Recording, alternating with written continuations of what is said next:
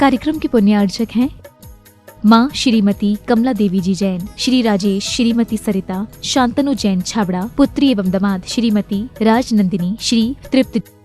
स्वर्गीय श्री जीवराज जी चांदुवाड़ की पुण्य स्मृति में श्री अजित कुमार चांदुवाड़, श्री भारतवर्षीय दिगंबर जैन महासभा राष्ट्रीय मंत्री, firm Arihant hardware store Dudnoi, Goalpara, Assam, Kushi mega mart and departmental store Goenka market, थाना Charali, district Dibrugarh, Assam. Available all kinds of family goods. माता पिता श्री शील चंद्र, श्रीमती प्रभा जैन, भैया भाभी श्री विनोद जैन, श्रीमती निधि जैन, बछरावनी परिवार। पता मुनि सुब्रतनाथ जिनालिया गौशाला, सागर रोड, जिला ललितपुर, उत्तर प्रदेश। स्वर्गीय श्री सवाई सिंघई पदम चंद जी जैन, श्रीमती दयाबाई जैन, पुत्र पुत्र वधु श्री प्रदीप कुमार जैन, श्रीमती स्नेहलता जैन, सुदीप जैन, पल्लवी जैन, आगम जैन, पुत्र पुत्र वधु श्री राजेश जैन, श्रीमती सीमा जैन, राशि जैन, तन्मय जैन, पुत्र पुत्र वधु श्री धर्मेंद्र जैन, श्रीमती विनीता, आकाश, सक्षम, आर्शिया जैन, पुत्री दामाद श्रीमती सरिता जैन, स्वर्गीय श्री संजय जैन, पुट्ठा मिल, ईश्वरवाड़ा, मध्य प्रदेश। शुभम जैन, सुयश जैन, भोपाल। पुत्री दामाद श्रीमती सीमा जैन, श्री संजीव जैन, मैक्स, देवांश जैन, द्रव्या जैन, इंदौर। फर्म पदमचंद शिखर चंद जैन, बेगमगंज, सागर, मध्य प्रदेश। श्री सुधा सागर पल्सेस, बेगमगंज, सागर, मध्य प्रदेश। श्री गुरुजी ट्रेडर्स, बेगमगंज, सागर, मध्य प्रदेश एवं समस्त PS परिवार, बेगमगंज, सागर, मध्य प्रदेश। सागानेर में जब मूर्तियां निकली थी उस समय एक बार सौभाग्य मिला था जाने का, तो वहाँ दर्शन हुए थे और मुनि जी बनने के बाद में पहली बार दर्शन हुए और सौभाग्य मिला कि साथ में रहने का, कुछ समय बिताने का भी मौका मिला। ये मेरा जीवन का बहुत बड़ा सौभाग्य है। और जैसे आपको खुशी होती है कि आपके यहाँ कोई आता है तो मिलते हैं, तो आज हमारे मेहमान हमारे घर, हमारे रिश्तेदार हमारे घर आए तो मुझे बहुत खुशी हुई है। इतनी खुशी हुई है कि मैं उसको व्यक्त नहीं कर सकता हूँ। अब हम इन्हीं को सुनेंगे क्योंकि हम तो कुछ भी नहीं कर सकते, एक दीपक, सूरज को दीपक दिखाने के बराबर हैं, मगर फिर भी हम सुनना चाहेंगे अपने मेहमान को, अपने गुरु को और सुधा सागर महाराज जी को हम सुनना चाहेंगे। नमोस्तु महाराज जी। गुरु के नाम की माला सभी संताप हरती है, मिले वरदान बाणी को तो किस्मत काम करती है। तहे दिल से जो अर्पण हो तो सारे काम बनते हैं। उसी की नाव सागर से किनारा प्राप्त करती है, उसी की नाव सागर से किनारा प्राप्त करती है। बोले पंच परमेष्ठी भगवान की। बंधुओं, जिस प्रकार रुपयों के बिना पॉकेट बेकार है, अतिथि के बिना आंगन बेकार है, पानी के बिना नदी की शोभा नहीं है, ठीक इसी प्रकार से जीवन में अगर सच्चे गुरु का सहयोग नहीं मिला तो हमारा जीवन भी बेकार है।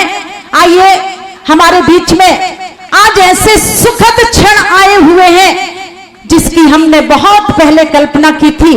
सोचा था जिस समय पूज्य गुरुदेव की समाधि हो गई थी, परम पूज्य मुनि श्री सुधा सागर जी महाराज चांदकेड़ी में विराजमान थे।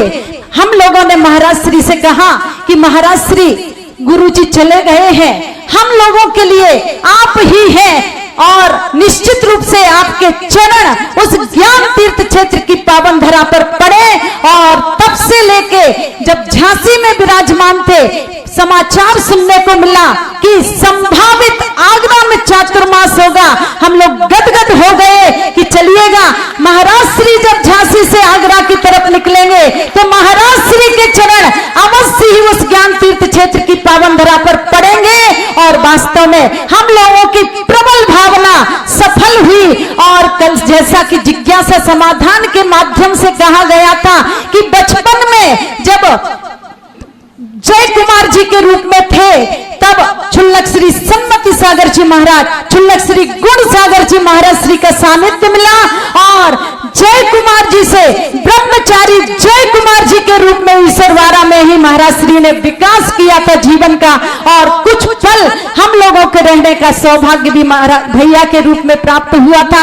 निश्चित रूप से जैसा इनका नाम है वैसा इनका काम है, कहीं भी चले जाते हैं पता नहीं बाहर में बौछार होती है धन की और अंतरंग में बौछार होती है शांति की। ऐसे परम पूज्य मुनि श्री सुधा सागर जी महाराज श्री का हम सभी चाहेंगे इस बार तो आगरा वालों को प्राप्त हो रहा है वो सौभाग्य, पर एक बार ज्ञान तीर्थ क्षेत्र पर भी आपका चातुर्मास हो, लंबा प्रवास हो, ऐसी तीव्र भावनाएं लेकर के आज प्रवचन के लिए उनसे विनय करते हैं कि वह अपनी अमृतमयी वाणी के माध्यम से हम सभी को अभिसिंचित करें। बोलिए परम पूज्य मुनीश पुंगव निर्यातक श्रमण श्री सुधा सागर जी महाराज की, समस्त आचार्य संघ की तुम्हारा। जय श्री ओम नमः शिदेभ्यः, जय श्री ओम नमः शिदेभ्यः। सर्वमंगल मांगल्यं सर्वकल्याणकारकं प्रधानं सर्वधर्माणां जैनं जयतु शासनं। पंच परमेष्टि भगवान की, आचार्य श्री गुरुवर कुंद कुंद महाराज की, आचार्य श्री गुरुवर विद्यासागर महाराज की।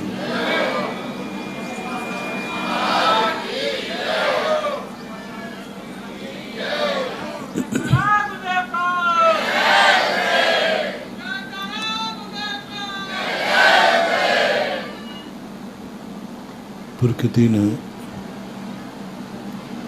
कुछ ऐसे सिद्धांत बनाए हैं या नेचुरल रूप से बने हैं, जिनमें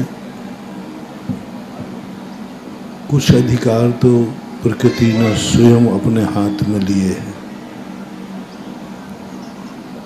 और कुछ अधिकार मात्र 6 द्रव्यों में से जीव को दिए। 4 द्रव्यों को कोई अधिकार लेने की जरूरत नहीं है क्योंकि वो शुद्ध होते हैं। उद्गल द्रव्य जो है कुछ अधिकार चाहता नहीं है और उसके पास कोई अधिकार है भी नहीं। लेकिन जीव द्रव्य 6 द्रव्यों में एक ऐसा द्रव्य है जिसे प्रकृति ने कुछ ऐसे अधिकार दे दिए कि वह चाहे तो सारी सृष्टि को सुखमय बना सकता है, चाहे तो दुखमय बचा सकता है। सुख और दुख की जो बात है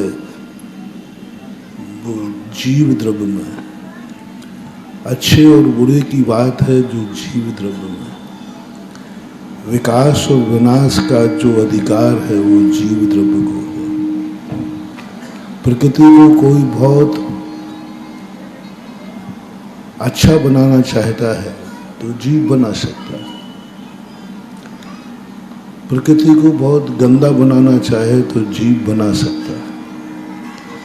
प्रकृति ने 2 अधिकार अपने हाथ में लिए, एक जन्म का, तुम्हें संसार में है तो जन्म तो लेना ही पड़ेगा, और एक दिया है मृत्यु का, तुम्हें मरना पड़ेगा। जन्मना तुम्हें निश्चित है, मरना तुम्हें निश्चित है। ये 2 अधिकार प्रकृति ने हमें और आपको नहीं दिए, बस अधिकार दिया है कि इन दोनों के बीच की जो जिंदगी है वो जिंदगी तुम अपने तरीके से जी सकते हो, जैसी चाहो वैसे जियो।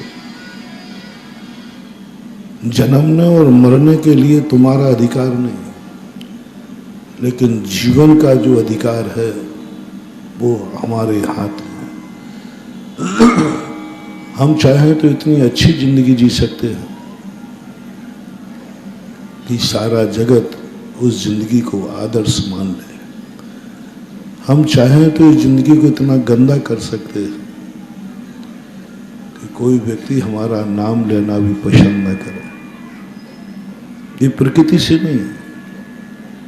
किस्मत कोई चीज नहीं होती, भाग्य कोई चीज नहीं होता।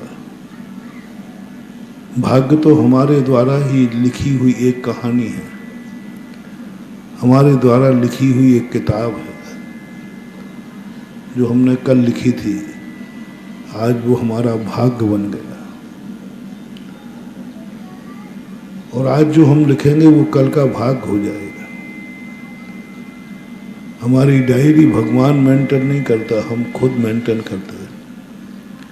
हम खुद अपनी किस्मत लिखते हैं। और किस्मत में क्या लिखना है क्या नहीं लिखना, प्रकृति को इससे कोई लेना देना नहीं। अब विचार हमें वहां से शुरू करना है जहां से हमें कुछ होश आता है। और होश में जब हम आते हैं तब कहीं कोई ऐसी शक्तियां हमारे सामने आ जाती हैं जो हमें मदहोश कर देती हैं। और व्यक्ति जैसे मदहोश होता है तो अपनी जिंदगी को ही वो नहीं समझ पाता, नहीं जान पाता। गुरुओं की जरूरत इसलिए नहीं है कि वो तुम्हारी जिंदगी बना देंगे।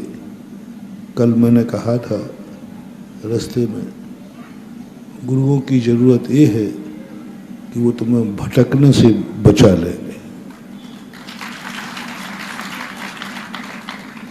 वो जिंदगी नहीं बना सकते, वो इतने ऊपर हैं।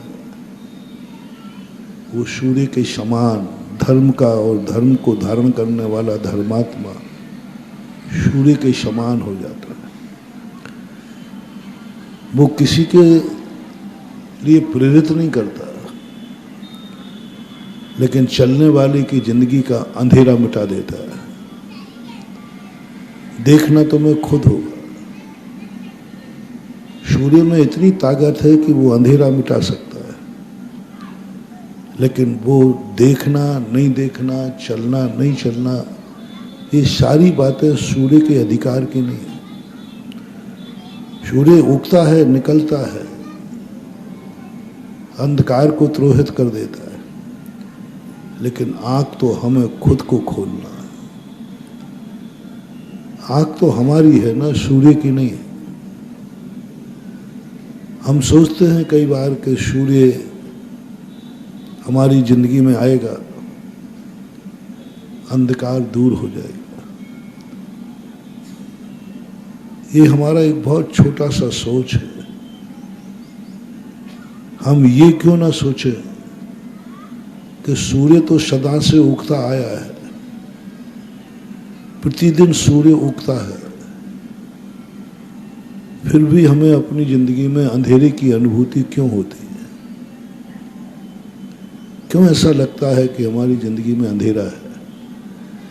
क्यों लगता है एक ऐसा भय कि हमारी जिंदगी कभी भी किसी भी गर्त में गिर सकती है, कहीं भी कोई ठोकर खा सकती है, कहीं भी जिंदगी हाथ से चली जा सकती है?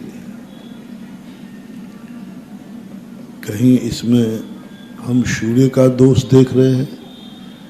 कहीं ऐसा तो नहीं है कि हमारे खुद की आंखों का दोष है? खुद की आंखें जब ज्योतिहीन हो जाती हैं तो सूर्य निकलता भी है तो भी अंधे को तो क्या सूर्य, क्या दिन और क्या रात। तो हमें सबसे बड़ा ये देखना है कि धर्म हमारे सामने हो, धर्मात्मा हमारे सामने हो, उसके बावजूद भी हमें सत्य नजर नहीं आ रहा है। उसके बावजूद भी हमें लग रहा है कि कोई गड्ढे में न गिर जाओ, कोई ठोकर न लग जाए। उसके बावजूद भी यदि मन में भय आ रहा है कि मैं भटक न जाऊं, तो फिर सूर्य को दोष देने की अपेक्षा थोड़ा अपने स्वयं का निरीक्षण करें, कहीं मैं खुद ज्योति विहीन तो नहीं हो गया, कहीं मेरे ऊपर कोई ऐसा पर्दा तो नहीं पड़ गया है जहां हम सूर्य हमारे सामने निकला हो फिर भी मुझे भय लग रहा हो भटकने का, भय लग रहा हो गड्ढे में गिरने का, और हम उसको समझ नहीं पा रहे। तो उस समय थोड़ा अपने आप के उपादान को देखें तो आप खुद पाओगे कि सूर्य तो बराबर प्रकाशमान है। हम ही कहीं से दो प्रकार से व्यक्ति अंधा होता है, एक नेत्रों से अंधा हो जाता है, उसकी तो हमारे यहाँ कोई चर्चा ही नहीं, उसके संबंध में तो कोई चर्चा जैनाचार्यों ने की नहीं, उसको तो कोई उपदेश जैनाचार्यों ने दिया नहीं। उपदेश दिया है उसको जो मदहोशी में अंधा है, जो मद में अंधा हो जाता है, जो स्वयं अपने आप में नहीं समझ पाता है, कभी उसको किसी भी चीज का मद हो जाता है। और जब व्यक्ति को मद हो जाता है तो वो कुछ भी नहीं सोच पाता, वो ये भी नहीं सोच पाता है कि हमें सूर्य का लाभ कैसे लेना है। उसकी तो एक ही बात रहती है, हमारे स्वार्थ यदि निश्चित हो रहा है तो सूर्य अच्छा है, और हमारा स्वार्थ सिद्ध नहीं है तो सूर्य बेकार है। आज इस युग में पंचम काल में अपन जरूर हैं, लेकिन हमारा धर्म जो है, हमारा सोच जो है, हमने ऐसा समझ लिया है, साधन मान लिया है हमने धर्म। धर्म से हम कमा रहे हैं, धर्म का हम शोषण कर रहे हैं, हम भगवान का शोषण कर रहे हैं, हम गुरुओं का शोषण कर रहे हैं, हम नमोकार मंत्र का शोषण कर रहे हैं, हम भक्तांबर का शोषण कर रहे हैं। हम ना जाने कितने बहानों से धर्म को चूसना चाहते हैं, कितने तरीकों से। 99% इस पंचम काल में श्रावक धर्म को चूस रहा है, धर्म को एक बिजनेस बना रखा है, धर्म को एक अपनी जिंदगी का साधन बना रखा है। साधन है वो, और जब जब धर्म साधन बनता है महानुभाव, तब तब इस सृष्टि का और व्यक्ति का विनाश होता है। जब जब तुम धर्म से कुछ अपनी जिंदगी का साधन बनाओगे, विनाश निश्चित है। उसी दिन समझ लेना अशुभ दिन चालू हो गया। रावण ने क्या किया? रावण बहुत बड़ा धर्मात्मा था, धर्म करने वाला था। धर्मात्मा ना कहती धर्म, उस जैसा धर्म, उस जैसी भक्ति, उस जैसा समर्पण। कैलाश पर्वत के ऊपर जो एक माह तक रावण ने जो मुनियों की सेवा की है, आज तक वैसी कोई सेवा नहीं कर पाया। रावण ने जो भगवान की भक्ति की है, वो आज तक कोई भक्ति नहीं कर पाया, चाहे जैन दर्शन हो और चाहे वैष्णव दर्शन हो। इतना सब करने के बाद वो धर्मात्मा नहीं बन पाया। धर्म करे और धर्मात्मा ना हो, विचारनी बात।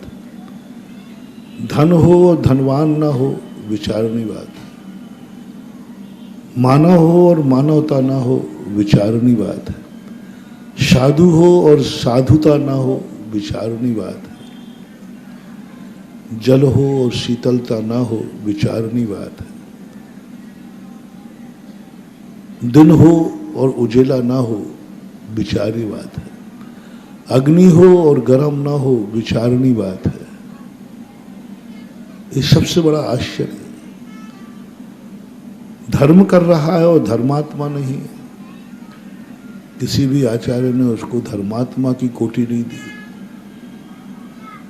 इतने बड़ा भक्त था हर दर्शनकार में। ऐसा भारतीय कोई भी दर्शन नहीं है जिसने रावण को भक्ति को सर्वोच्च स्थान न दिया।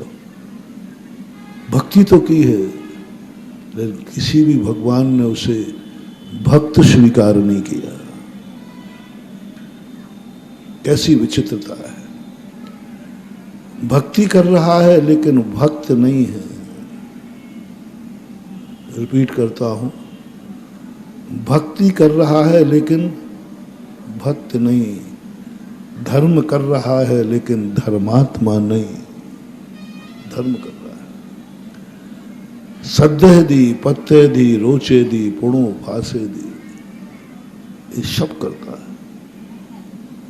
साधु है लेकिन साधुता नहीं। आप सब मानव हैं। रावण भी मानव था लेकिन मानवता नहीं थी। किसी भगवान ने उसे भक्त स्वीकार नहीं किया। किसी भी दर्शनकार के, जैन दर्शन, वैष्णव दर्शन, सभी दर्शनों को मैंने देखा, कोई भी भगवान उसे भक्त नहीं मानते। और यदि किसी भगवान का भक्त कह देते हैं तो भगवान कहते हैं यदि ये भक्त मेरी जिंदगी में आ गया तो मेरी पोजीशन भी खतरे में पड़ जाएगी। कैसी बात है। भक्त जब भगवान के जीवन में आता है तो भगवान की महिमा बढ़ती है। भगवान को भी गर्व होता है। शिष्य को गुरु पर ही गर्व नहीं होता, गुरु को शिष्य पर भी गर्व होता है। शिष्य ही नहीं जानता कि मेरी जिंदगी में मेरे अवभाग्य हैं कि मेरा गुरु है। कभी कभी शिष्य को ऐसा लगता है, गुरु को ऐसा लगता है मेरे अवभाग्य हैं जो मेरा ऐसा शिष्य है।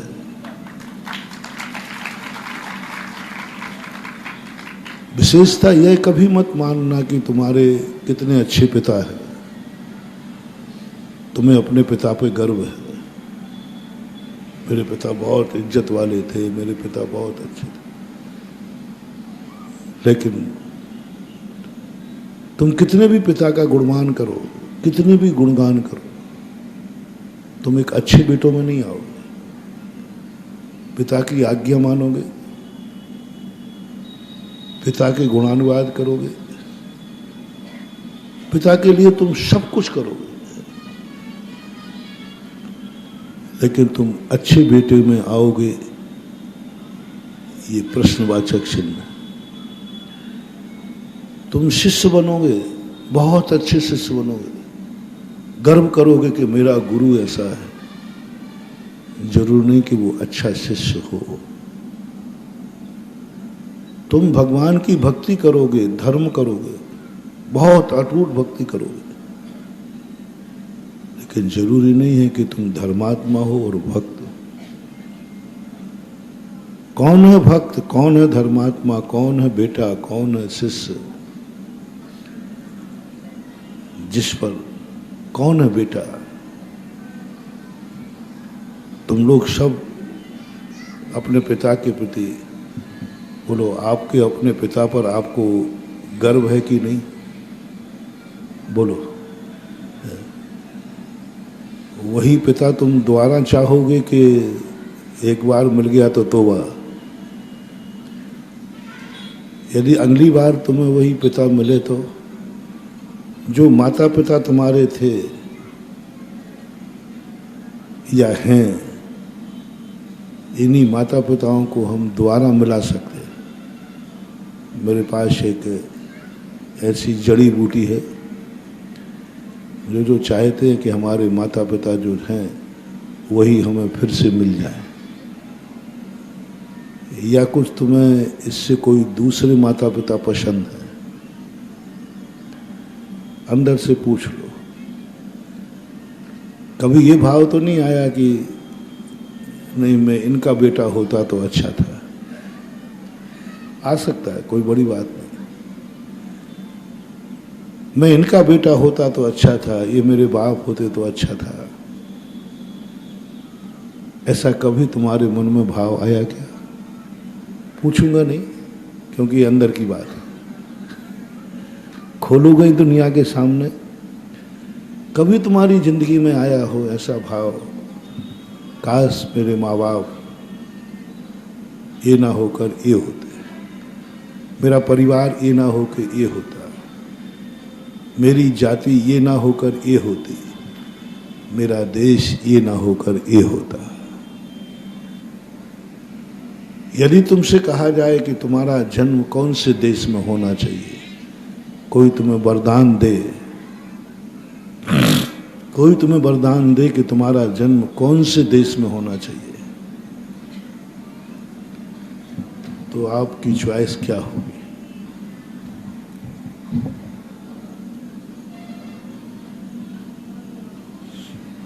सभी देशों को थोड़ा अच्छी तरह पढ़ लेना, सभी लोगों को पढ़ना। धनवान अमेरिका बहुत धनवान, दुनिया बहुत धनवान। आपको यदि किमिक्षिक वरदान मिले कि आप अपने देश का चयन कीजिए, तो अपने अपने अंदर से पूछ लेना आप कौन सा देश पसंद करेंगे। झूठ बोलना नहीं,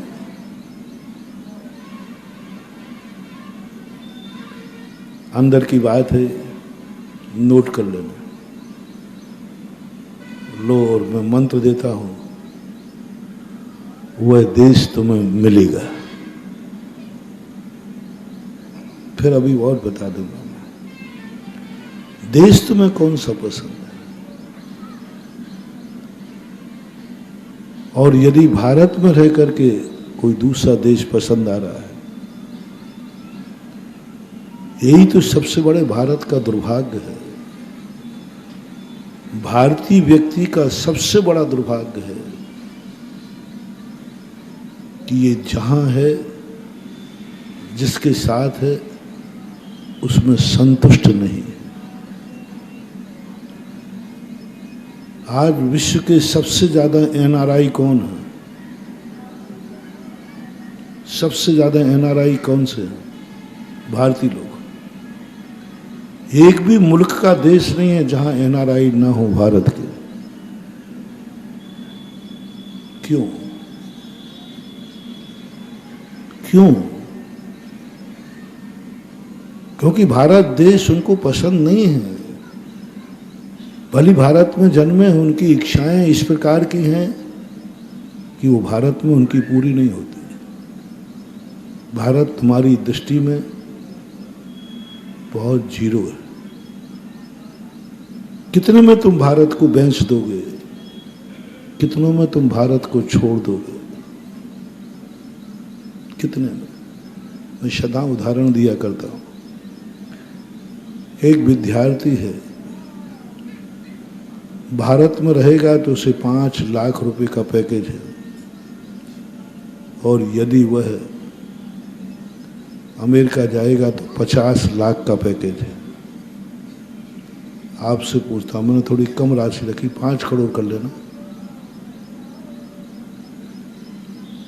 आपका बेटा क्या चयन करेगा? यहां है 5 लाख रुपया भारत देश में, और वहां है 50 लाख रुपया। बस यही आपसे पूछना चाहता हूं कि आपका बेटा पसंद क्या करेगा पढ़ने के बाद? कितने %? 90%। और अमेरिका की कंपनी का ऑफर है आपको, और यहां सारी कंपनियों से 5 लाख से ज्यादा नहीं, और वहां 50 लाख रुपया है पर मंथ है। कितने % लोग अमेरिका का बाउंड भर देंगे? 50, 90, 95, 99 कह दूं? 99% लोग छोड़ देंगे भारत। भारत की कीमत भारतीय लोगों की जिंदगी में ज्यादा नहीं। वो उस बात को नहीं समझ पाएंगे कि यहाँ 5 लाख तो क्या 5 रुपये भी मिले तो हमें उस भारत पर गर्व है जहाँ तीर्थंकरों के लिए चुना गया है। 45 लाख रुपए का एक झंडा दिखाना तुम्हें काफी है, और माँ बाप भी भेज देंगे, माँ बाप भी भेज देंगे, बेटा जा 45 लाख कमा। तुम्हारे माँ बाप की कीमत कितनी है? 45 लाख रुपए, उनको छोड़ दोगे। तुम्हारे गुरु की कीमत क्या है? कर्म ने 5 लाख दिए थे, कर्म ने तुम्हें 5 लाख दिए थे, भारत ने साथ में तुम्हें भारत देश दिया था, साथ में तुम्हें माँ बाप दिए थे, साथ में तुम्हें गुरु महाराज दिए थे, साथ में तुम्हें सिद्ध क्षेत्र अतिशय क्षेत्र दिए थे, साथ में साक्षात जिनालय दिए थे, इतनी चीजें साथ में दी थी, बस धन 5 लाख रुपया दिया था। 5 लाख रुपया बस इतनी था, इससे ज्यादा नहीं। उसके साथ एक इतनी चीजें और दी थी, और उन्होंने 45 लाख रुपया दिया, लेकिन उसके साथ कोई भी बोनस नहीं था। माँ बाप भी नहीं, गुरु भी नहीं, जाति भी नहीं, भगवान भी नहीं, मंदिर भी नहीं, तीर्थ क्षेत्र भी नहीं, कुछ नहीं, ओनली सूखा 45 लाख। सूखा 45, वो तो उसमें कमी नहीं, उसमें भी तुम चाहो तो बढ़ा देंगे, बढ़ा देंगे। कितने एनआरआई हैं जो भारत को मात सब छोड़कर चले जाते हैं। कितने माँ बाप भारत में पड़े हैं, उनके बेटा अमेरिका में, रूस में मेरे सामने आते हैं। वो माँ बाप किसके लिए जन्म दिया था? क्यों भारत में जन्म लिया था? तुम्हारे जीवन में उस जो तुम्हारे लिए उसके 5 लाख के साथ मिला है, उसकी कीमत बताओ कितनी है? 5 लाख रुपए के साथ तुम्हारा देश तुम्हारे पास होता। आज जो जरूर इस देश की इतनी कीमत नहीं है, लेकिन यदि तुमने कहा कि नहीं 5 लाख तो क्या, हमें 2 टाइम की भी रोटी मिलती है तो भी मैं भारत में रहूंगा, तो कर्म एक दिन इसी भारत में उस समय जन्म देगा जिस समय साक्षात तीर्थंकर यहां होंगे। तुमने कहा क्या मूल्य है? तीर्थंकर का युग चाहिए हमें। हम चाहिए कि हम उस युग में जन्मे जब भगवान हो, हम उस युग में जन्मे जहां तीर्थंकर हो, हम उसमें जग में जब भगवान का समोषण हो, पंच कल्याणक हम साक्षात देखें। उसके लिए आज मौका है, एग्जाम है। पंचम काल के जीवों की सबसे बड़ी परीक्षा है, तुम इस देश की कीमत क्या आंकते हो? इस देश को कितने में छोड़ दोगे? इस देश के लिए तुम्हारी जिंदगी में मात्र 45 लाख रुपए में तुमने छोड़ दिया। कर्म कहता है तुम कभी अच्छा देश नहीं पा पाओगे। उस देश में भी बच जाओगे तो उस देश के कभी मालिक नहीं बन पाओगे, क्योंकि तुमने मात्र देश को मात्र पैसों से तौल लिया है। तुमने इस देश की महत्वता नहीं समझी। तुम कभी जाकर के माँ बाप को नहीं पा पाओगे। मैं सदा कहता हूं, तुमने मात्र माँ बाप को कितने के लिए छोड़ दिया जो अनमोल थे। तुम्हारे माँ बाप की कीमत तुमने बता दी। तुमने बता दी उस देश की कीमत जहां गुरुओं का विहार होता है। उस देश में चले गए जहां मुनि महाराज जा नहीं सकते। तुमने बता दी एक मंदिर की भगवान की औकात। भगवान तेरी मेरी जिंदगी में ज्यादा वक़्त नहीं है। जिस दिन कोई हमें 45 लाख रुपया दे देगा, ये मंदिर जाना छूट जाएगा। छोड़ दोगे, एक छोड़ दोगे, सब कुछ संस्कृति संस्कार सब छोड़ दोगे। तो फैसला कर लेना, तुमने इनको अपनी जिंदगी का मात्र साधन माना है, अपने जिंदगी के जीने का आधार माना है। मात्र तुम इनको उपयोग कर रहे हो और ना ही तुम्हारे मन में ये भाव है कि ये भगवान है। तुम्हारी दृष्टि में भाव है ये भगवान मेरे लिए है, एक जैसे कि तुम्हारे नोट होते हैं, गाड़ी होती है, डॉक्टर होता है। 90% लोग अपने पिताओं को यूज करते हैं। हमने एक बार प्रश्न में कहा था, तुम्हें देश चाहिए या देश से चाहिए? देश चाहिए या देश से चाहिए? यदि से चाहिए है, आप देश छोड़ दोगे, क्योंकि हमारे देश के पास कुछ नहीं है मात्र। और जिस व्यक्ति के मन में ये भाव आ जाए, मुझे देश से नहीं चाहिए, मात्र देश चाहिए। से शब्द जब भी तुम्हारे किसी गार्जियन, किसी भी वस्तु के संबंध में से शब्द आ जाए, समझ लेना हम उस वस्तु का यूज कर रहे हैं, शोषण कर रहे हैं, साधन बना रहे हैं। वो हमारी जिंदगी में कभी सुख नहीं दे पाएगा। हमारा उसी दिन से डाउनफॉल चालू हो जाएगा। किसी भी वस्तु को, किसी भी वस्तु से शब्द लग गया।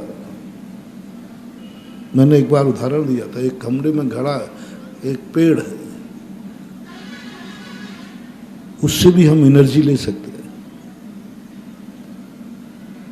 आप पेड़ से चाहते हैं या पेड़ को चाहते हैं? 90% लोग पेड़ लगाते हैं, किसके लिए? पेड़ से चाहिए, पत्ते मिलेंगे, फूल मिलेंगे, सुंदरता मिलेगी, गार्डन मिलेगा, सब कुछ। मैं इसके लिए मना नहीं कर रहा। आप से लगाइए, एक पौधा मेरे कहने से हटा दीजिए, एक गमले में एक पौधा लगाइए। मुझे इससे कुछ भी नहीं चाहिए, मात्र इसको मैं हरा भरा देखना चाहता हूं, बस उसको। बहुत बड़ा मोटिवेशन महान हुआ। कुछ नहीं चाहिए मुझे इससे, ना फल चाहिए, ना पत्ते चाहिए, ना फूल चाहिए, ना सुंदरता चाहिए, बस मैं इसको हरा भरा देखना चाहता हूं। मात्र इसके लिए जीता देखना चाहो। खाद इसलिए मत दो कि तुम्हें कुछ वो फल दे देगा। मात्र इस पेड़ को, इस पौधे को मैं हरा भरा देखना चाहता हूं। कोई भी मेरे मन में कोई तमन्ना नहीं। बाहर यदि तुम गए तो तुम्हें एक टेंशन होना चाहिए कि आज पौधे को पानी कौन देगा। ऐसी ही तड़प होना चाहिए कि आज पानी नहीं डाला, जैसे आपको 1 घंटे पानी नहीं मिले तो आप तड़प जाते, भाई बहुत प्यास लग रही है। ऐसा ही तुम तड़प जाना उस पेड़ को, आज पानी नहीं मिला होगा, तुम उसके लिए हो जाओ। और मैं कुछ नहीं चाहता, इसको मात्र हरा भरा देखना। 6 महीने आप करिए, वो पेड़ दुआ देना चालू करेगा। वो कहेगा, बस मेरा मालिक सदा फलता फूलता रहे, मेरा मालिक सदा फलता फूलता रहे। लेकिन कब तुम उसका शोषण करते हो, वो तुम्हारा करेगा। तुम चाहते हो इससे मुझे कुछ मिल जाएगा, तो वो भी चाहता है कि इससे मुझे कुछ मिल जाएगा। और जहां लेन देन होगा वहां खींचातानी चालू होगी। वो तुम्हारा शोषण करेगा, तुम उसका करोगे। और आज प्रकृति यही कर रही है। तुम प्रकृति का शोषण करते हो, प्रकृति एक दिन में तुम्हारा नाश कर देती है, शोषण कर देती है, किसी बहाने से कर लेती है।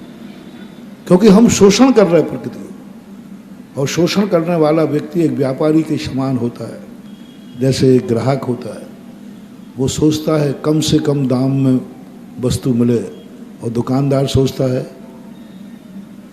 कि अधिक से अधिक दाम में वस्तु बिके। दोनों की नीयत एक दूसरे को काटने की है। जितना ज़्यादा मैं कम करा सकूं, ग्राहक कहता है उतना अच्छा है, और व्यापारी कहता है जितना ज़्यादा मैं कमा सकूं। ये चल रहा है। आज प्रकृति को हमने इतना शोषण कर लिया कि प्रकृति हमारा शोषण करने के लिए बैठी है।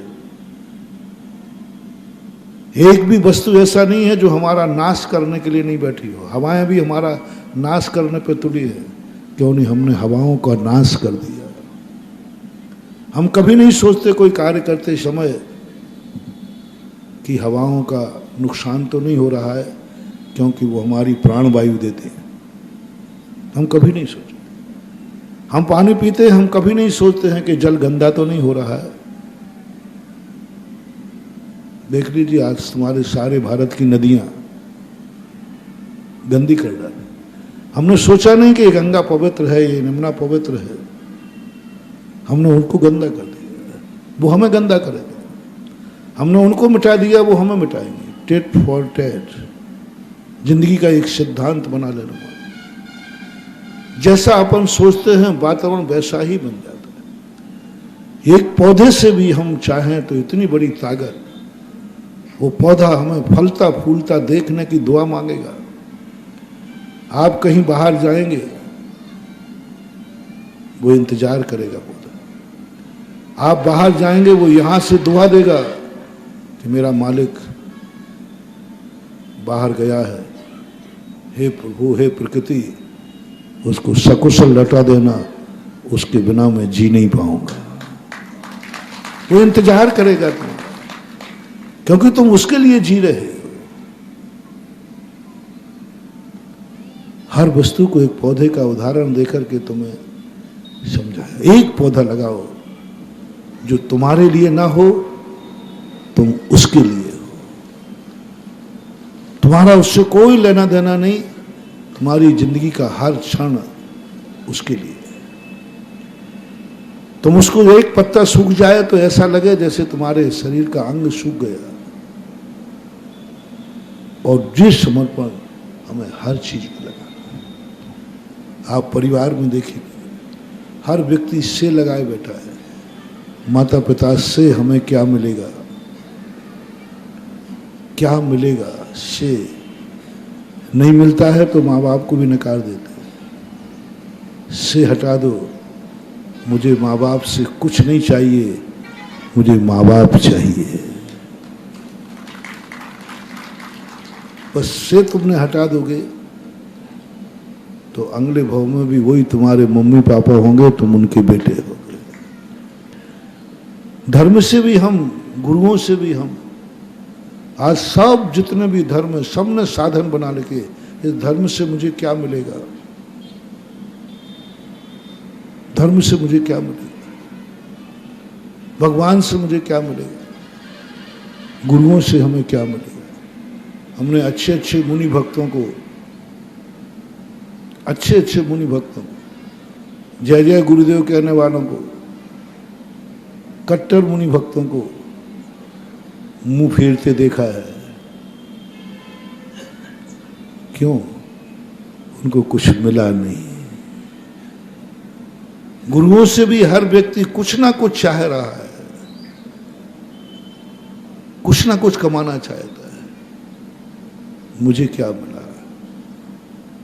वो गुरुओं को इज्जत देना नहीं चाहता है, गुरुओं से इज्जत कमाना चाहता है।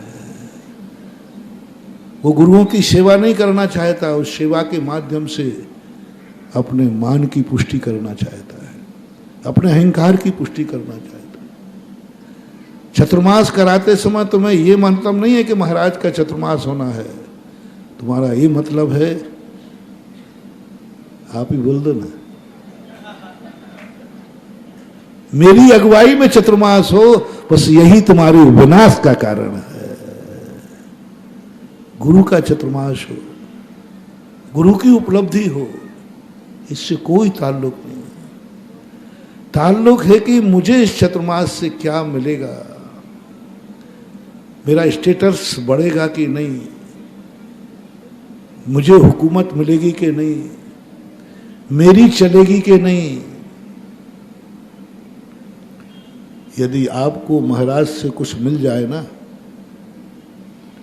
और महाराज से थोड़ी आपकी इज्जत बन जाए, तो मैं उसके लिए महाराज नहीं रहूंगा,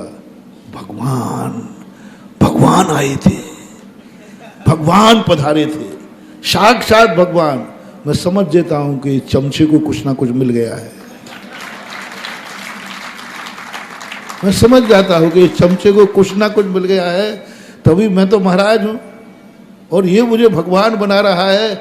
इसका अर्थ चमचे को कुछ ना कुछ मिल गया है। और जो कह रहा है काय के भगवान है, महाराज है, ऐसे तो बहुत महाराज देखे। मैं समझ लेता हूं उसको बेचारे को कुछ मिला नहीं है, कुछ मिला नहीं है, इसलिए इसका मन, इसको उपलब्धि वही है, वस्तु वही है। बंधु, हम खो देते हैं वस्तु का मूल्य, हम साधन बना लेते हैं, हम बांध लेते हैं कि हमारी कस्टडी में हो, हमारे नेतृत्व में हो, महाराज से हमें ख्याति मिले, लाभ मिले। एक बार महानुभाव गुरु से हटा के देखो, जन्म जन्म तक का वरदान मिल जाएगा। मुझे कुछ नहीं चाहिए, मुझे महाराज चाहिए, बस एक ही चीज है। कहां चाहिए? क्यों? ज्ञान तीर्थ कोई बुरा है क्या? कोई मुरैना कोई बुरा है क्या? एक आवाज,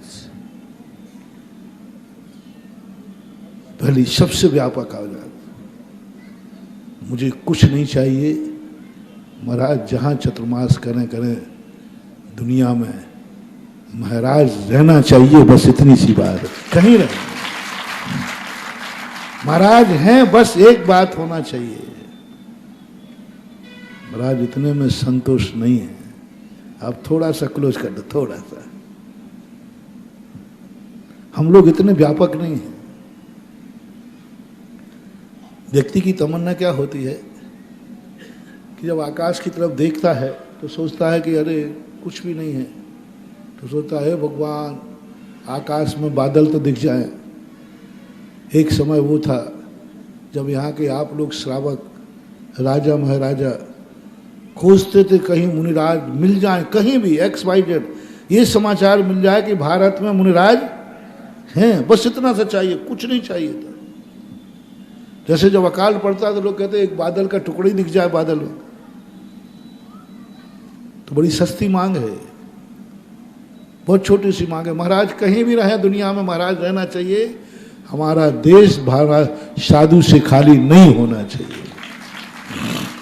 हाँ, शास्त्र में हमारे श्लोक भक्त करते थे, हमें कुछ नहीं चाहिए, आकाश में बादल तो दिख जाए, थोड़ी आशा की किरण आ जाए।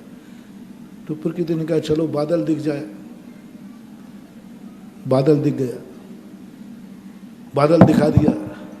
अब व्यक्ति कहता है बादल देखने से क्या होता है, बरस जाए तो बात बने। उसका बड़ा धर्मात्मा है, कुछ ये नहीं कह रहा, बरस जाए। पानी बरसने लगा, बोले बरस गया तो क्या हुआ, कुओं में पानी भरे तो बात बने। कुएं भर गए। अब कुएं भरने के बाद सोचता है कि कुएं से क्या होता है, मेरे हंडे में पानी आवे तो बात बने। हंडे में पानी आ गया, बोले हंडे के पानी से क्या मतलब, मेरे गिलास में पानी आवे तो बात बने। गिलास में पानी आ गया, गले में पानी जावे तो बात बने। अंत में कहाँ आ गया? यही तुम करोगे दुनिया में। आप भाई उस समय के लोगों से मैंने पढ़ा, वो कहते कहीं भी महाराज हो, महाराज का नाम चाहिए कि महाराज दुनिया में हैं। राजा महाराजा खोजने को भेजते थे कि जाओ। महाराज दिखने लगे, अब महाराज कहते नहीं महाराज हैं, इससे कोई मतलब नहीं है, हमारे प्रांत में हो। प्रांत, जब मैं राजस्थान में था लोग कहते महाराज जी आप मध्य प्रदेश चलिए, किसी ने आगरा फागरा के कोई श्रीफल नहीं देता, बस एक ही कहते थे महाराज हमारे उत्तर प्रदेश में चलिए। अभी जब मैं एमपी में था तो उत्तर प्रदेश का श्रीफल चढ़ता था, एक ही बार महाराज आप उत्तर प्रदेश में तो पधारो। तो मैंने कहा बड़े अच्छे लोग हैं यहाँ, तो इतना बड़ा भाव कर दे। उत्तर प्रदेश में आ गए, बोले महाराज मजा नहीं आया है? मजा नहीं आया। अब मुरैना पधारो, आप तो बात बने। चलो भाई मुरैना आ गया, महाराज मुरैना में मजा नहीं आया, आप अंदर मुरैना में आओ तो कुछ बात बने, अंदर आओ तो बात बने। ऐसे ही अब वो मजा नहीं आ रहा है। एक आवाज, मुझे कुछ नहीं चाहिए, मुझे आगरा में महाराज चाहिए। सब कहने की बातें हैं, सब कहने की बातें हैं, सबके टारगेट बने हुए हैं। छिपी टोला वाले सोचा महाराज, हरि पर्वत वाले सोचा महाराज, और अभी मैं कह दूं कि कमला नगर, अरे कमला नगर सिर के बल चलेंगे अभी आ रहा। सबके मन में एक अलग हो जाता है, एक विस्तृत रूप बने कि नहीं मुझे कुछ नहीं चाहिए, मुझे आगरा की सीमा में महाराज चाहिए, मुझे कुछ नहीं चाहिए। मेरी कमेटी हो या मेरी परिषद हो या मेरी संस्था हो या मैं हूं, नहीं, महत्व इसका नहीं है, महत्व मेरे महाराज का है। कौन कस्टडी में है, कौन की अगवानी है, कौन करने वाला है, कौन कराएगा चतुर्मास, से सवाल ही नहीं उठता। और धुन लो कान खोल करके, मैं कमेटियों के चतुर्मास कभी करता नहीं। जो कमेटियों में होते हैं वो पदाधिकारी होते हैं, वो मेरा कमंडल नहीं छुपाते। मैं उनसे ना तो उनसे कमंडल छुआता हूँ, ना उनसे आहार लेता हूँ, ना उनसे भैयावृत्ति कराता हूँ। मैं कहता हूँ तुम्हारा बिल तो तुम्हें मिल गया, तुम पदाधिकारी बन गए ना, तुम्हारा काम हो गया। ये कमंडल तो श्रावकों का है, ये गुरु तो श्रावकों का है, ये चरण तो श्रावकों के लिए है। एक स्थान पर हुआ, उन्होंने कमंडल उठा लिया। मैंने क्यों भाई? बोले महाराज मैं अध्यक्ष हूँ। मैं अध्यक्ष हूँ तो फिर मैंने कहा कि भाई रख दीजिए। बोले महाराज मैं अध्यक्ष हूँ, अध्यक्ष। मैंने कमंडल ले लिया, मैंने कमंडल लिया, और फिर लेने के पहले मैंने कमंडल को यूं करके कमंडल को धोया, पानी डाला। मैंने कहा अध्यक्ष ने छू लिया है कमंडल। हाँ, अध्यक्ष का छुआ वो कमंडल अछूत हो जाता है। हाँ, एक हरिजन छू ले तो अशुद्ध नहीं होता, लेकिन पदाधिकारी छू ले तो मैं तो कमंडल धोता हूं। और पदाधिकारी आहार दे देवे तो मैं तो उस दिन प्रायश्चित करता हूं, दूसरे दिन उपवास कर लेता हूं। कुछ नहीं। दूसरे व्यक्ति ने लिया तो मैंने कमंडल दे दी। मैंने कहा तू कौन है? बोले महाराज मैं तो कुछ नहीं हूं, श्रावक हूं। मैंने कहा ले ले। अब अध्यक्ष की तो उतर गई 50 लोगों के बीच में, पूरी उतर गई कि नहीं? उन्होंने कहा महाराज जी आपने इतनी बेइज्जती, इतना कमंडल धो दिया आपने। मैंने कहा भाई अपना अपना सोच है, मेरा कमंडल के लिए कमेटी की जरूरत ही नहीं होती। मेरा कमंडल पर तो अधिकार या तो मेरा है या मेरे भक्त का है। ये अंजलि में या तो मेरा अधिकार है और या मेरे भक्त दान देने वाले का अधिकार है। मेरे चरणों पर मेरा अधिकार है या भक्त का अधिकार है, और किसी पे अधिकार। फिर एक सज्जन थे, बोले कमंडल तुम्हें मिल सकता है, बस कहना महाराज जी ना मैं अध्यक्ष हूं ना कुछ हूं, आपके सामने तो मैं श्रावक हूं। तो मैंने कमंडल दे दिया। मैंने कहा अब ले लो। मैं तो श्रावक हूं, मैं कुछ नहीं हूं, मैं तो श्रावक हूं। मैंने कि श्रावक तो ले सकता है, अध्यक्ष नहीं ले सकता, क्योंकि इन अध्यक्षों का कोई भरोसा नहीं है। हाँ, वो भी हुआ मेरे सामने। एक व्यक्ति थे, सुबह 5 बजे आकर के मुझे जगाते थे, जैसे कमरे सबसे पहले किवाड़ वही खोलते थे। हम लोग तो 3 साढ़े 3 बजे उठ जाते, लेकिन वो किवाड़ खोल देते। मैं उनको बड़ा भक्त समझता था। चातुर्मास का समय था, 2-2.5 महीने तक बराबर इतनी ड्यूटी, जब तक मैं सामायिक में नहीं बैठूं वो जाते नहीं थे। कमंडल बोले के सब करते थे, बहुत पहले की घटना। एक दिन हुआ, दूसरे दिन से उनका आना बंद हो गया। मैंने कहा आज क्या बात है, वो दिख नहीं रहे फलाने चंद। अब जिसकी जो विशेष रूप से श्रद्धा हो, तो मुझे लगा कहीं ऐसा तो नहीं है कि कोई अनहोनी हो गई हो, कोई दुर्घटना हो गई हो, कुछ हो गया हो। तो मैंने कहा कैसे पूछूं किसी से कि कोई दुर्घटना तो नहीं हो गई, थोड़ा अच्छा भी नहीं लगता। तो आज हो गया। दूसरे दिन मैंने पूछ लिया, मैंने कहा साहब, बोले महाराज जी आपको मालूम नहीं, कल रात में चुनाव हो गए। कल रात में चुनाव हो गए, तो जब तो नया अध्यक्ष आ गए, अब वो तो चले गए। मैंने कही वो चले गए, बीच चतुर्मास में महाराज भी चले गए। वो व्यक्ति चला गया, वरना फिर वो आया ही नहीं। मैं इंतजार कर रहा हूं उसका, क्योंकि कल चुनाव हो गए। बोलो महाराज श्रावकों के हैं या कमेटियों के? कमेटियों के होंगे तो वे ऐसे ही बीच मझधार में छोड़ देंगे, चुनाव हो गया। हम महाराज अकेले, जैसे पुलिस वाले होते ना, पुलिस वाले चलते हैं, एक पुलिस वाले जब चलते हैं तो कई स्थानों पे कोई अपना व्यक्ति पड़ जाए ना, एसपी आदि, तो ऐसी व्यवस्था कर रहे थे, एक साइकिल वाले को नहीं निकलने दे रहे थे। बोले रुक जाओ आप यहीं पर, महाराज जी आ रहे हैं। अरे मैंने कही पुलिस वाले तो बड़े अच्छे भक्त थे, एक साइकिल कुछ नहीं, थोड़ू से जाकर बिल्कुल सबको रोक देते थे। मैं पुलिस वालों से प्रभावित हुआ। मैंने कहा अच्छी मेहनत कर रहे हैं, तो कितना बढ़िया बिहार करा रहे। एक नदी आई भी, सबके सब रुक गए। मैंने क्यों? बोले महाराज देखो ये लिखा थाना सीमा खत्म। मैंने कहा भैया अभी भी हाईवे है, अभी भी कोई घटना हो सकती है। बोले महाराज जी आई एम सॉरी प्लीज, हमारे एरिया में घटना नहीं होना चाहिए थी। अब आप चाहे मरो चाहे जिंदा रहो, हमें कोई फर्क नहीं पड़ता। मैंने क्यों? बोले यहां हो जाती तो हमारी नौकरी का सवाल है, अब आगे हो तो आगे थाने वाली की नौकरी का सवाल है, अपन तो बरी हो गए, एक कदम आगे नहीं चले।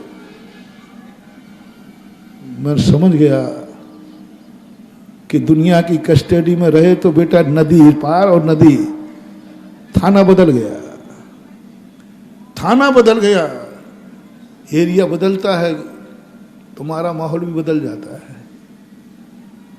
कमेटियां बदलती हैं, तुम्हारे माहौल बदल जाते हैं। तुम यूज कर रहे हो महाराजों को कि मुझे ये मिलना चाहिए, मुझे ये, गुरु को चाहो, गुरु से मत चाहो, सब कुछ पा जाओगे। पांडवों ने एक ही बात कही थी, कौरवों ने कहा, जब 2 भाग उन्होंने किए तो कौरव से क्या कहा था, क्या चाहिए तुझे? उसने कहा हमें आपसे सारी सेना चाहिए, दे दी। पांडवों ने पूछा अब मेरे पास क्या बचा है, क्या चाहिए? मेरे पास अब कुछ भी नहीं बचा, सब दुर्योधन ले गया। तो धर्मराज ने क्या कह दिया था अर्जुन से, वो जानते थे, तुमसे मत मांगना, तुम्हें कहना आपसे मुझे कुछ नहीं चाहिए, मुझे आप चाहिए। विजय किसकी हुई? से वाले की कि आप वाले की? आप वाले की। विजय वो होता है, वो कमा लेता है जो कहता मुझे श्री कृष्ण से कुछ नहीं चाहिए, मुझे श्री कृष्ण चाहिए।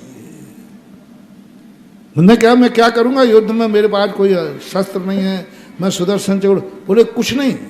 बोले तुम क्या करोगे मुझे ले जाकर, हारोगे? बोले मैं आपके सामने हारना चाहता हूं, मरूंगा तो आपके सामने मरूंगा, हारूंगा तो आपके सामने मरूंगा। मेरी कोई तमन्ना नहीं कि आप मेरे लिए लड़ना, बस मैं तो कहता हूं जो कुछ भी मेरी जिंदगी में घटे वो आपके सामने घटे, इतनी सी मेरी बात है। यदि ये विस्तृत हृदय अपना आ गया तो आज भी धर्म में चमत्कार है, आज भी गुरुओं में चमत्कार है।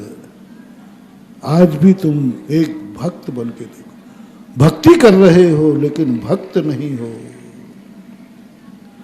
धर्म कर रहे हो धर्मात्मा नहीं हो। रावण की भक्ति थी लेकिन वो भक्त की कोटि में नहीं। आप लोग धर्म कर रहे हैं, इसमें कोई संदेह नहीं है, धर्मात्मा की कोटि में नहीं। आज हर व्यक्ति से लगाए बैठा है। माँ बाप हो तो ठीक है, भाई भाई है, भाई भाई को कोई नहीं चाह रहा है, भाई भाई से चाह रहे हैं, से लगाए हुए। थोड़ा सा कंबड़ होते भाई भाई दुश्मन बन जाते। महानुभाव, से हटा दो। आज भी राम लक्ष्मण हैं दुनिया में। राम और लक्ष्मण को मिटाने वाला बीच में क्या है? एक छोटा सा अक्षर है, ज्यादा बड़ा नहीं है, सा और एक ही। बस ये शब्द ने क्या बना दिया? नरक बना दिया। और से शब्द हटा दो, बात ओनली से हटा दो। मुझे कुछ नहीं चाहिए, मुझे भाई चाहिए। और वो भी कहे मुझे कुछ नहीं चाहिए, मुझे भाई चाहिए। बोलो, राम और लक्ष्मण में क्या था? भाई भाई थे ना? दोनों में क्या था? कुछ नहीं था। लक्ष्मण कहता मुझे कुछ नहीं चाहिए, मुझे राम चाहिए। राम ने क्या कहा? मुझे कुछ नहीं चाहिए, मुझे लक्ष्मण चाहिए। जब लक्ष्मण को शक्ति लगी तो रामचंद्र ने कहा मुझे नहीं चाहिए, मुझे नहीं चाहिए सीता, मुझे नहीं चाहिए अयोध्या, मुझे कुछ नहीं चाहिए, मुझे मेरा लक्ष्मण चाहिए। नहीं मिला तो सुबह प्रातः काल में अभी मर जाऊंगा, ऐसी घोषणा की थी ना उन्होंने। कुछ नहीं चाहिए, से नहीं चाहिए, यहां तक कह दिया कि युद्ध सामने है, विदेही अभी नहीं, मुझे कुछ नहीं चाहिए, मुझे लक्ष्मण चाहिए। लक्ष्मण ने भी क्या कहा? लक्ष्मण को वनवास नहीं हुआ था, लक्ष्मण को वनवास नहीं हुआ था।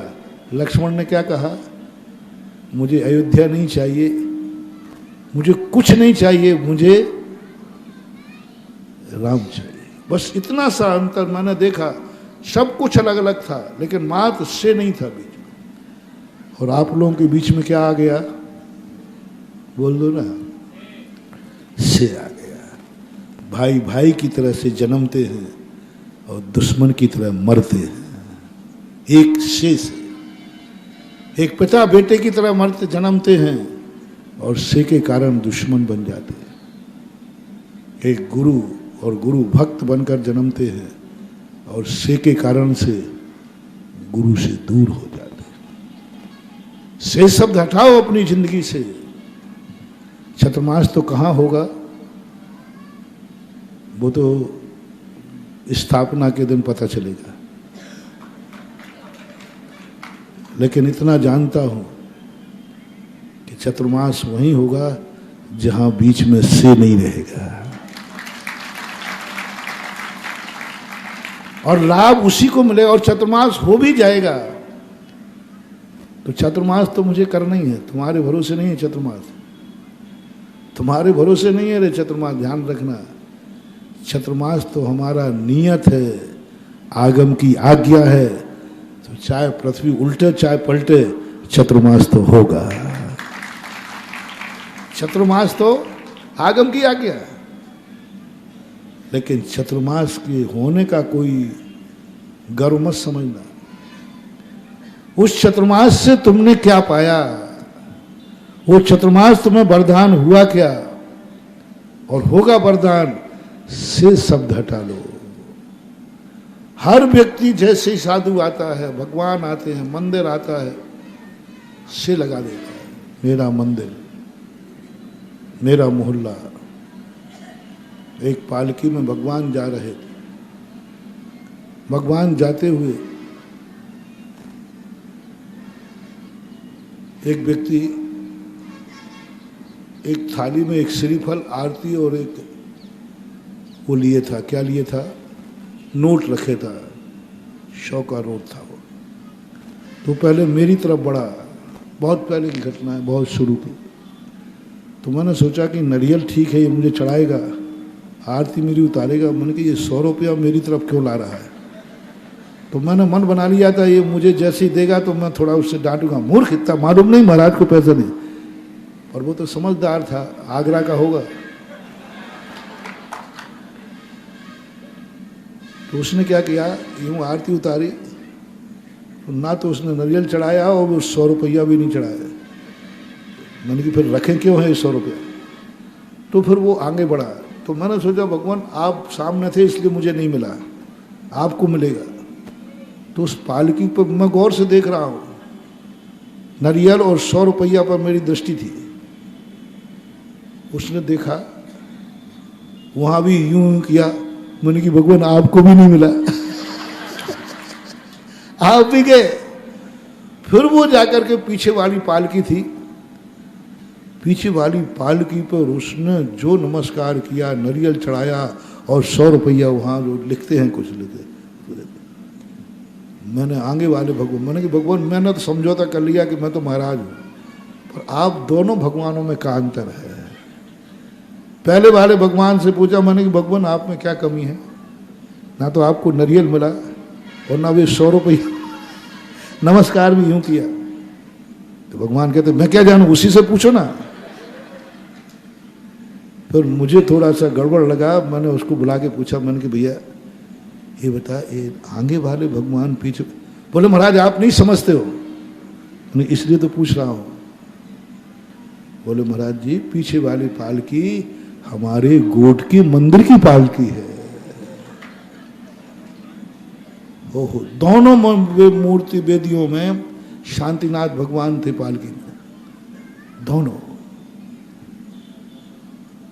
दोनों शांतिनाथ थे। मात इसलिए कि ये इस मोहल्ले की पालकी थी, इस मोहल्ले की पालकी, एक छिपी टोला की थी, एक हरि पर्वत की थी। और थोड़े नाम मुझे याद नहीं ना, तो 2-4 को और ले लेता। मलानीगंज। बस जाकर के आप बोले दोनों भगवान तुम्हारे दरवाजे खड़े हैं और दोनों भगवानों में हीना दिखता नहीं है। भगवानों में हीना दिखता होती भी फिर ये अंतर कैसे आया। बोलो, वो नमस्कार, वो श्रीफल, वो 100 रुपया दान का, भगवान को दान का पुण्य लगेगा या गोट के दान को पुण्य लगेगा, किसको दिया। इस कार्यक्रम के पुण्यार्चक थे माँ श्रीमती कमला देवी जी जैन, श्री राजेश, श्रीमती सरिता, शांतनु जैन छाबड़ा, पुत्री एवं दामाद श्रीमती राजनंदिनी, श्री तृप्त। स्वर्गीय श्री जीवराज जी चांदुवाड़ की पुण्य स्मृति में श्री अजित कुमार चांदुवाड़, श्री भारतवर्षीय दिगंबर जैन महासभा राष्ट्रीय मंत्री, firm Arihant hardware store Dudnoi, Goalpara, Assam, Kushi mega mart and departmental store Goenka market, थाना Charali, district Dibrugarh, Assam. Available all kinds of family goods. माता पिता श्री शील चंद्र, श्रीमती प्रभा जैन, भैया भाभी श्री विनोद जैन, श्रीमती निधि जैन, बछरावनी परिवार। पता मुनि सुब्रतनाथ जिनालिया गौशाला, सागर रोड, जिला ललितपुर, उत्तर प्रदेश। स्वर्गीय श्री सवाई सिंघई पदम चंद जी जैन, श्रीमती दयाबाई जैन, पुत्र पुत्र वधु श्री प्रदीप कुमार जैन, श्रीमती स्नेहलता जैन, सुदीप जैन, पल्लवी जैन, आगम जैन, पुत्र पुत्र वधु श्री राजेश जैन, श्रीमती सीमा जैन, राशि जैन, तन्मय जैन, पुत्र पुत्र वधु श्री धर्मेंद्र जैन, श्रीमती विनीता, आकाश, सक्षम, आर्शिया जैन, पुत्री दामाद श्रीमती सरिता जैन, स्वर्गीय श्री संजय जैन, पुट्ठा मिल, ईश्वरवाड़ा, मध्य प्रदेश। शुभम जैन, सुयश जैन, भोपाल। पुत्री दामाद श्रीमती सीमा जैन, श्री संजीव जैन, मैक्स, देवांश जैन, द्रव्या जैन, इंदौर। फर्म पदम चंद शिखर चंद जैन, बेगमगंज, सागर, मध्य प्रदेश। श्री सुधा सागर पल्सेस, बेगमगंज, सागर, मध्य प्रदेश। श्री गुरुजी ट्रेडर्स, बेगमगंज, सागर, मध्य प्रदेश एवं समस्त PS परिवार, बेगमगंज, सागर, मध्य प्रदेश।